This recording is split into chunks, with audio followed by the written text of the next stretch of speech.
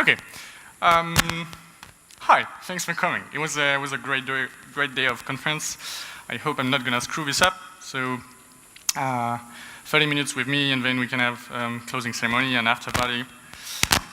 This is terrible sound on my back pocket. Maybe I should just. Yeah, I will fix it. Maybe I can just hold it. I can stay here and hold it if you want. Now? Better. Better. You can do stretching also. It's okay. Let me. Yeah, that's good. Great. Come again. I'm losing it. Okay, I will fix it. This will go to your ears. It will pain. No stretching. Yeah. Okay? Okay. All right. So there's always kind of an awkward moments when I start a talk where I'm like, what do I do? What do I do? Why are they all looking at me? So I'm going to start with a bit of backstory, why I'm here today. A few weeks ago, organizers from the conf invited me to talk, and so they said, we have this great conference in Thessaloniki. It's going to be great weather. I think they lied to us. And so I accepted, and so it's my first time in Greece. It's very nice. And they said, so they sent the invite. I said yes, and I asked, so do you want me to talk about anything specific in Sass? They said, no, we don't want you to talk about Sass. All right, so I was a bit confused. And they said, no, we want you to talk about JavaScript promises. So I'm not going to talk about JavaScript promises, like you're not in the wrong room. No, I can't talk about this. So they asked if we could talk about hardware acceleration. And I'm not Paul Lewis, so I can't do it either. So they said, all right, CSS Modules, can we do something? And here I am. So, losing it, damn it. Just give me 1 second. That should work. Yeah, it works. Yeah? Yeah. So, for those of you who don't know me, let me just introduce myself a bit. So, my name is Hugo. Let's leave alone the last name that is a bit, well, hard to pronounce.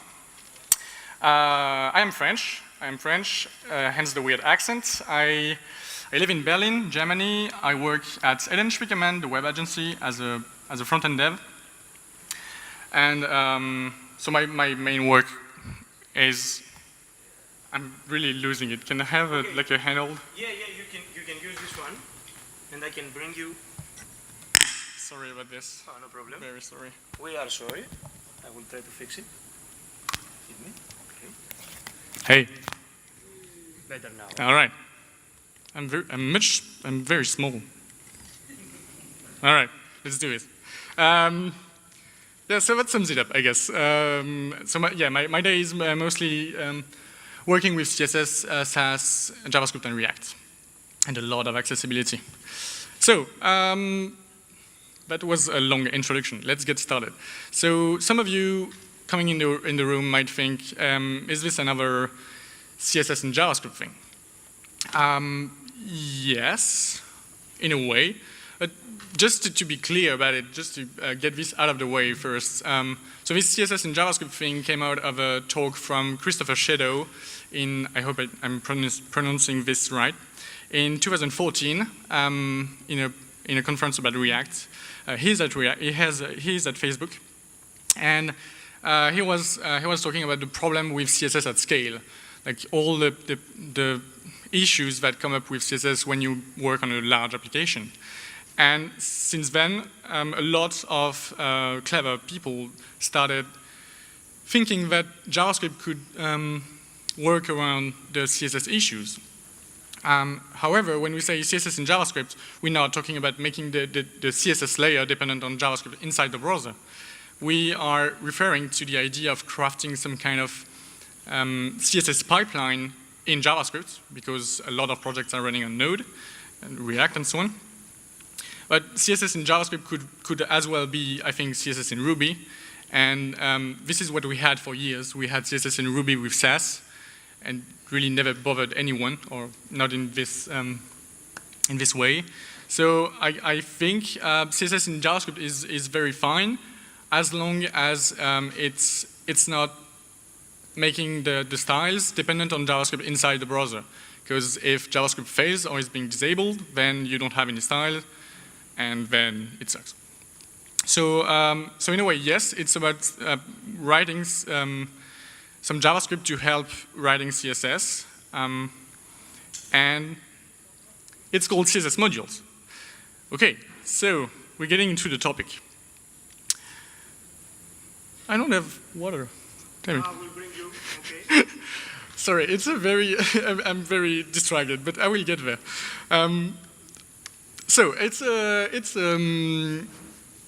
some kind of methodology or a tooling system that has been built by those very clever guys. I'm not going to try to read the names because I know with a tough name that I'm gonna do a very poor job at this. So they started this in late 2014, and my comprehension of this, my understanding of this, my feeling around it, it's that it is a JavaScript-powered CSS pipeline. CSS Modules is about writing CSS through JavaScript and fixing a lot of things on the way. So we'll come back to this slightly later. It runs through either Webpack or Browserify or JSPM or whatever the tool you use right now to compile all your assets. And the goal, just one thing I should probably mention, it is not a React specific thing. Like it works super well with React. It's very convenient, but you can use it outside of a React app. So it really is not a React specific system. So their idea, those three guys, their idea is to fix most CSS flaws.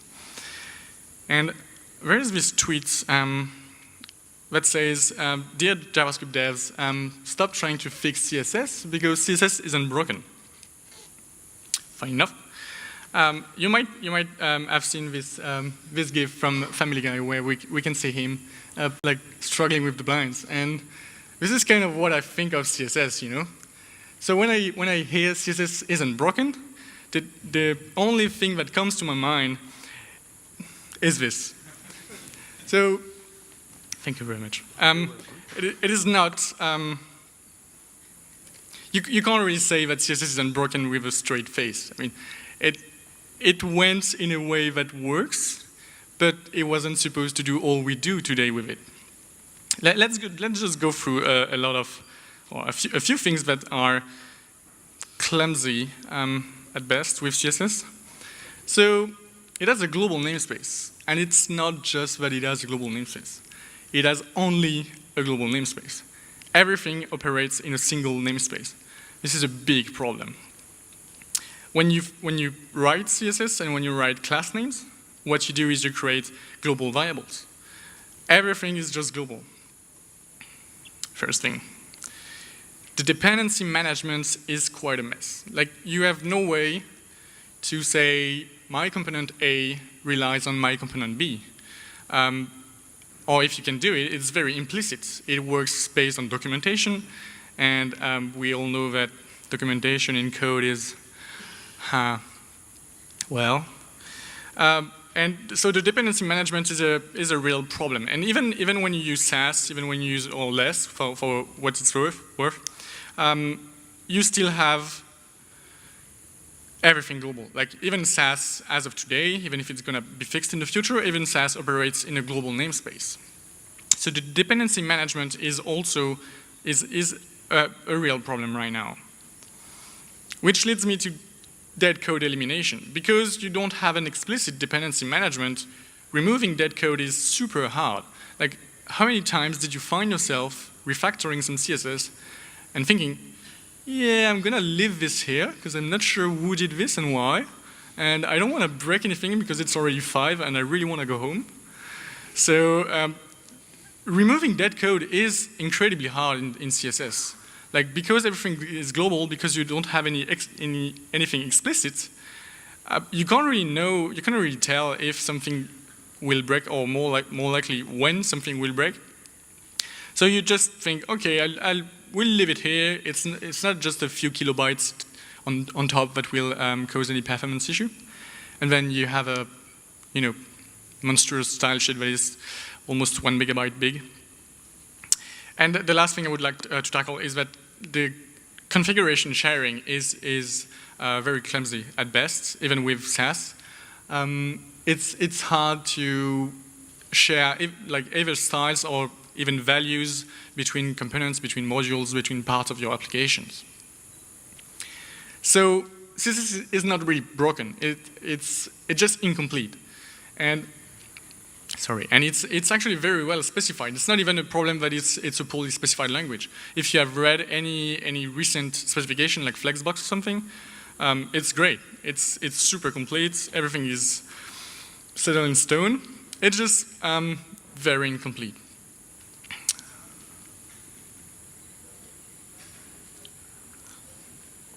So we still haven't really tackled the real thing here. So what is it? Oops, my bad. A CSS module is a system where everything is local. This is like the premise. It's a file where every class name that you create in there is a local class name. So it means that we abstract the global namespace away, and even if it still exists in the end, because we still deliver CSS to the browser, right? We don't struggle, we don't fight the global namespace anymore. So it's not really about syntax. CSS modules is not a superset of CSS like Sass could be, for instance. It is not about providing shiny features on top of a language that is a bit poor. It is more about architecture. Consider a title component, so just like a H1 with some text and some styles. Very simple. On a Node app, whatever it is, React, Vue, or I don't know, you would have something like this. So you would have like a title folder for your components, and in there some the JavaScript file, the JavaScript component, and some styles. And inside your styles, you could just apply a class name and say, so we want some color, some styles and everything, and we call it base. We could call it something else. Everything is local, so it doesn't really need the file name repetition. Like when you are inside the title component, you don't have to say, hey, this is my title class and my title styles. You can, if you have a correct pipeline that does it for you, you can just call it whatever you want, because it is scoped to the current file. When you think about it, CSS is one of the only, or the only language where you have to prefix all your global variables with the name of the file they belong to prevent them from colliding with each other. Like, think about JavaScript if you had to prefix all your variables with the name of the file. It's insane, it doesn't make any sense. CSS shouldn't be any different. So what happens when you create this base class inside your styles for your title is that CSS module will export something like this. So JavaScript objects mapping the thing that you wrote, like the class name that you described, against a generated and a unique identifier. Here it's based on a hash, but we can come back on this later. And then inside your component, thanks to Webpack or Browserify or whatever is your tool chain, you can just require your style sheet and use what is being exported inside your render function. So you will get this markup, all right? So you will have this unique class in your markup, and you would get these styles. You would have this unique class in your style sheet. And then you probably are like, what is going on there? So bear with me, it's going to get there.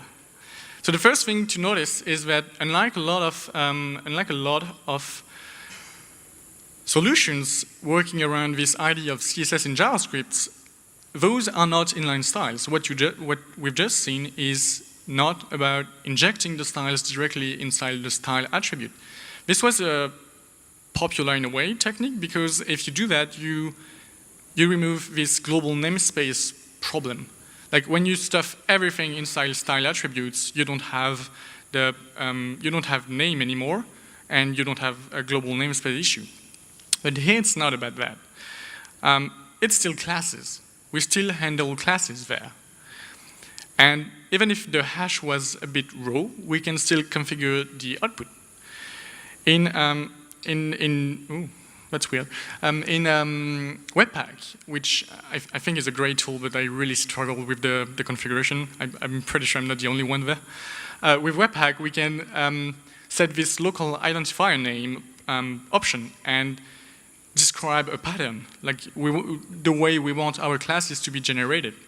So here we would say we want the component name and then 2 underscores and then the local identifier that we created. So if we run our previous title example with this, we would have something like this.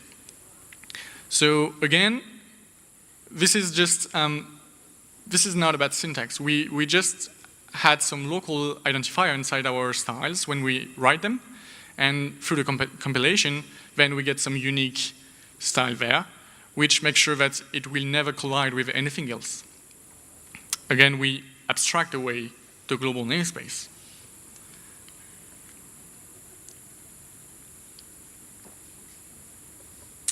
So let's talk about composition for a second. For that, I would need a good old button component. So I got this. Admire the design skills, right? Pretty. So we have a basic button, sorry, and then we have 2 variations. If you're familiar with BEM, it would be modifiers, right? And you would have so a success one and a danger one. Green and red, and so on. So to explain how to do this properly with CSS modules, I have to start with Sass. First, because I assume a lot of you are using either Sass or less, which is quite similar. And second, because it makes it much easier to understand then. So in Sass, let's start with this. So we would have probably a button class, all right, with some very generic styles, padding, border, I don't know, hover styles, shadow and everything. So those are the styles that are common to all type of buttons. And then with BEM, for instance, we would have another class that says we extend the button styles, the initial button styles, and we just apply some more things there. So background green, and for the danger class, we would have pretty much the same thing, button danger, and then we extend the base styles and apply some red background. So this is pretty common. Now with CSS modules, you will be surprised at how similar it is in the way you write those files, those classes, but how different it is in the output. So you would start with like some base styles. Again, we don't have to say it's a button because we are inside a button style sheet, and this is just what it is. It's just some base style. So we call it base, but we could call it anything else. So we apply the same basic styling. And then we have a success class, and it composes from base. So we'll come back to this CSS module specific property. And so it composes from base, and then it applies some green background. And then the danger button would compose from base again and apply some red background. And now the interesting thing is what's getting exported by CSS modules. So here we have our danger class here, and it is mapped to 2 classes, the base one and the danger one. So here it's a one-to-many. And so this is interesting because then when you use this danger class inside your rendering function, you will have an output like this.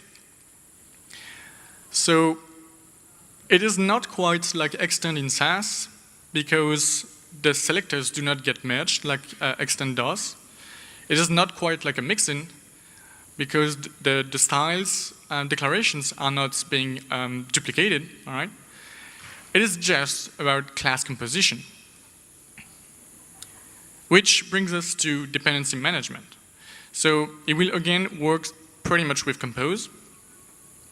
Let's imagine we have a colors.css file, all right? It just declares a main color class and applies some color.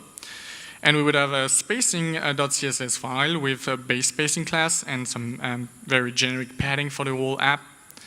And now inside our title, we can compose from those external classes. So we can say we want the main color from the color file and the base spacing from the spacing file. And again, one-to-many mapping happening there. So the base now for our title is those three classes: title base, colors main color, and spacing base spacing. So we will use it inside our rendering function, and we will get this inside our markup. And this makes very explicit dependencies. When you say, I want to compose from this class, from this file, you have an explicit contract between those two. You say, this component uses this other component or class from another file, and it makes it very easy tomorrow to be able to remove dead code without having unexpected effects, let's say.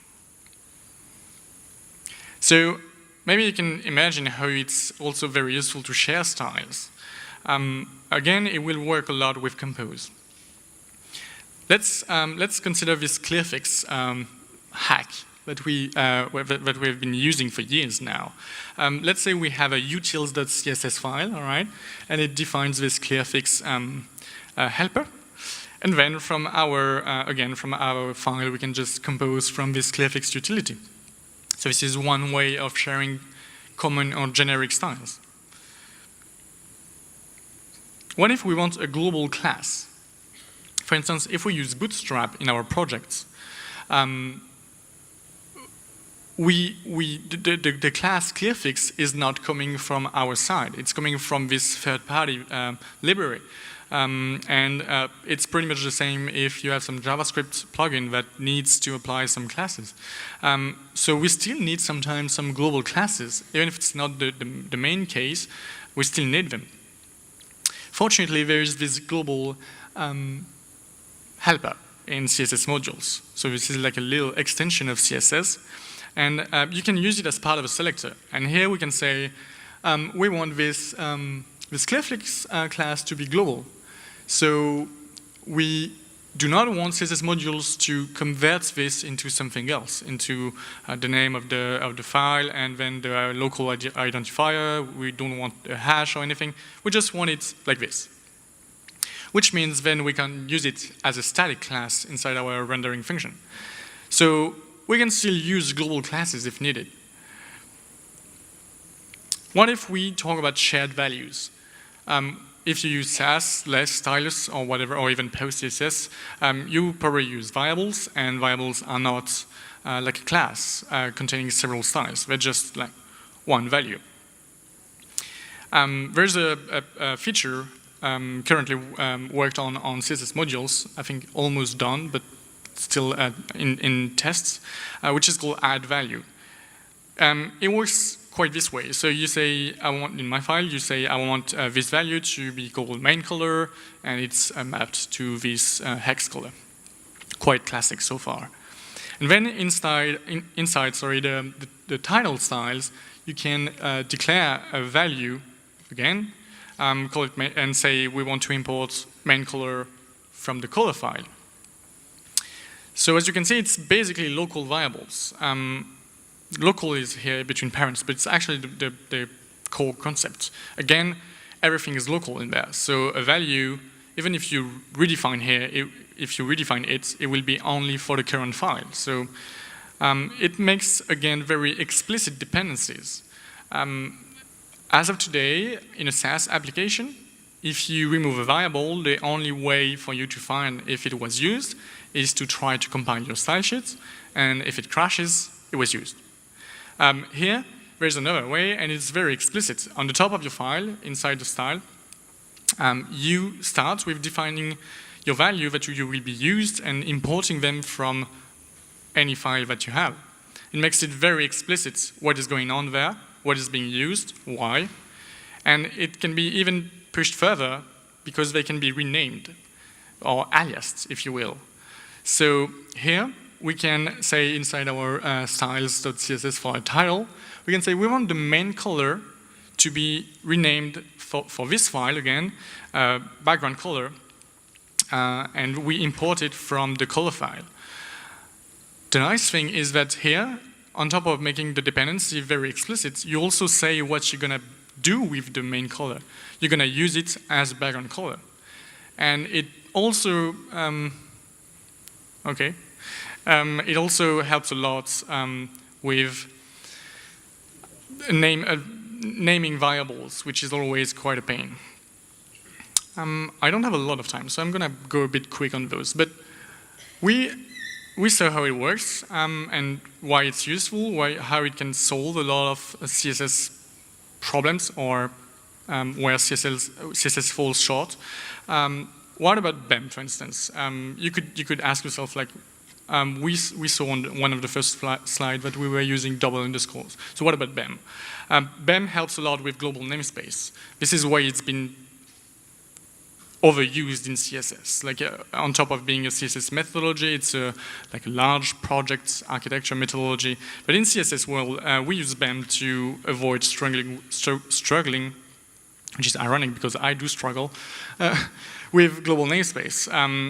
The problem with BEM is that it takes a lot of brain power, strictness to maintain consistency, and even with like experienced CSS developers, you have this kind of CSS in projects. So this is a real thing that I've seen in a project at work. This is not how BEM works. This is not how BEM should be used. And it's not that those developers were meaning bad or anything. It takes a lot of efforts in the long run to maintain a good BEM naming convention. The good thing is with CSS modules, you don't need it anymore because you don't have the global namespace anymore. Everything is local, so you don't have to prefix everything with the name of the components and think of clever way of naming your variants or anything like this. So not needed. You could still use it, but it's not needed. What about Webpack? What if you don't run a Webpack app or Browserify or JSPM or whatever? So recently, there was this postcss modules plugin that got released, and the cool thing is that you can, because it's postcss now, you can use it in a gulp, pipeline, or grunt, for instance, very easily. So what it does is, I'm not going to go too deep into details here because it's quite complex, but what it does is it compiles your CSS module statically to those generated class names, and then if you expose global functions to your template engine, like here it would be nunjux, you expose a global function that can retrieve this hash class or like generated class. So it works. Like it's still a bit clumsy, but I'm pretty sure in a few months we will be able to plug this in a Rails app or something similar quite easily. I'm gonna skip on this one. I'm very sorry, but if somebody is interested in atomic CSS, we can talk it after. We can talk about it later on.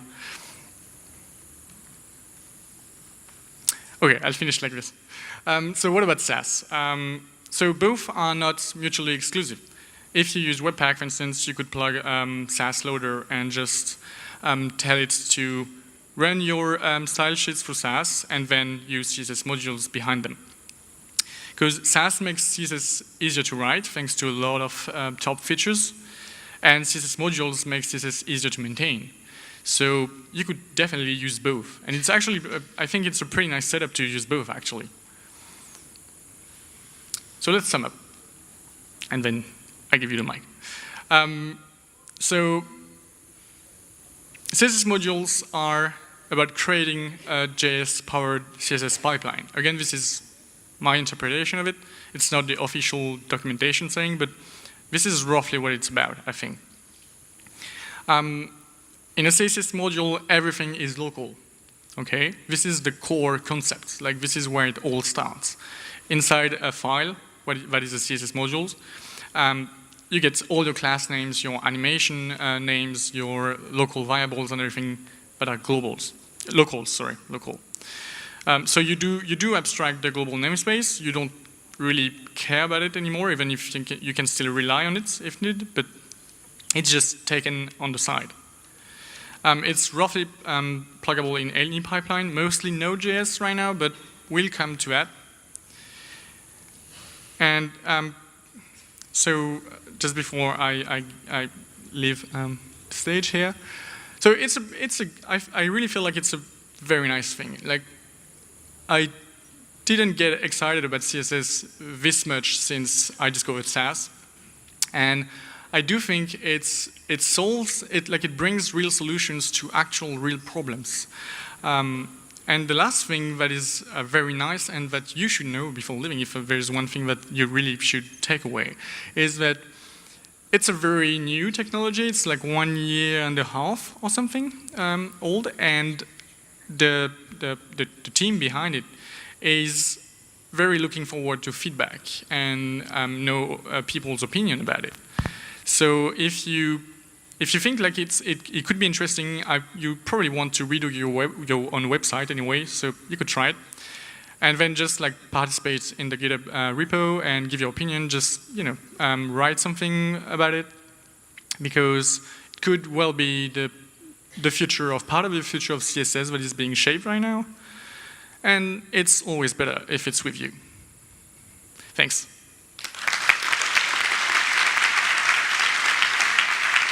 And do you hear me? Do you hear me? Yes. Yes. The book. This is the very first print of Hugo's book. So the first one that it will tweet with the hashtag DEVitConf, I want the book, it will get the very first print signed by Hugo himself. So. Really? Yeah, okay, we can do that. Okay, yeah. So we will move on to the other room for the closing ceremony, and then you're free to party. Questions or not? No, they will find you in private. Thank you very much.